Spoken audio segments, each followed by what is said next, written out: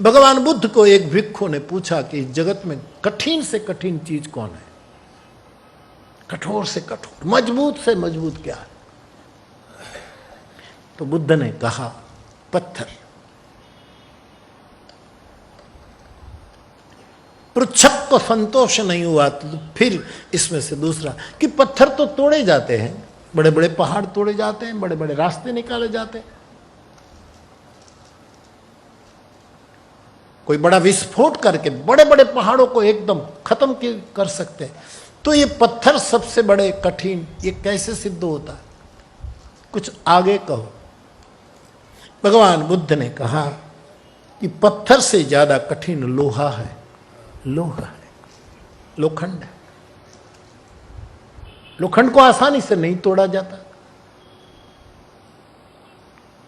पृच्छक को, प्रश्नकर्ता को संतोष नहीं हुआ तो उसने तीसरा प्रश्न पूछा कि भगवान अभी और सरल कर दो, लोहे से भी ज्यादा कठिन कौन है? बोले अग्नि, बलवत्तर अग्नि है, क्योंकि कैसे भी लोहे को गला करके वो पिघल देते हैं। तो अग्नि ज्यादा बलवान है। भगवान आप करुणा करके जवाब दे ही रहे हैं तो एक और जवाब दे दीजिए, अग्नि से ज्यादा बलवान कौन है? तो भगवान बुद्ध ने कहा अग्नि से ज्यादा बलवान पानी है, कि कितनी ही आग लगी हो पानी बुझा देते, तो पानी ज्यादा बलवान। पृच्छक ने पूछा पानी से ज्यादा बलवान कौन है? बोले वायु। H2O न हो तो पानी बनता नहीं, तो वायु प्रबल है। कितने ही बादल पानी से भरे हो लेकिन प्रबल वायु बहते ही बादलों को इतर भीतर कर देते हैं। किष्किंधा कांड का ही सूत्र है, आप जानते हैं। जहां तहां मेघ बिलाए, जिमि कुपुत्र कुल उपजे संपत्ति धर्म नसाही।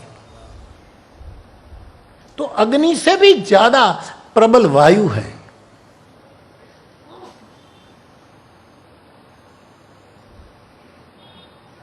फिर पूछा कि वायु से बलवान कौन है? तब कहा वायु जिसमें रहता है वो आसमां,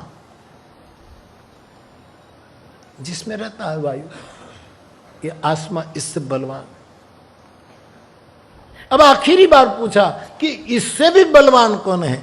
तब बुद्ध ने कहा संकल्प बलवान है, सबसे बड़ा संकल्प बलवान। अब बुद्ध की प्रश्नोत्तरी वहां रुकी है, रुकी मानी उस देश काल में पूरी हो गई। साधक को संतोष हो गया, प्रणाम करके वो बहुत संतुष्ट होकर विदा हो गया। लेकिन इस वार्तालाप को 2500 साल हो गए, 2500 साल पहले की ये बात है। वहां से व्यासपीठ थोड़ा आगे जाना चाहती है और सरल होने के लिए, इससे ये ज्यादा बलवान, इससे ये कठिन कहते कहते बुद्ध ने कहा संकल्प सबसे बलवान।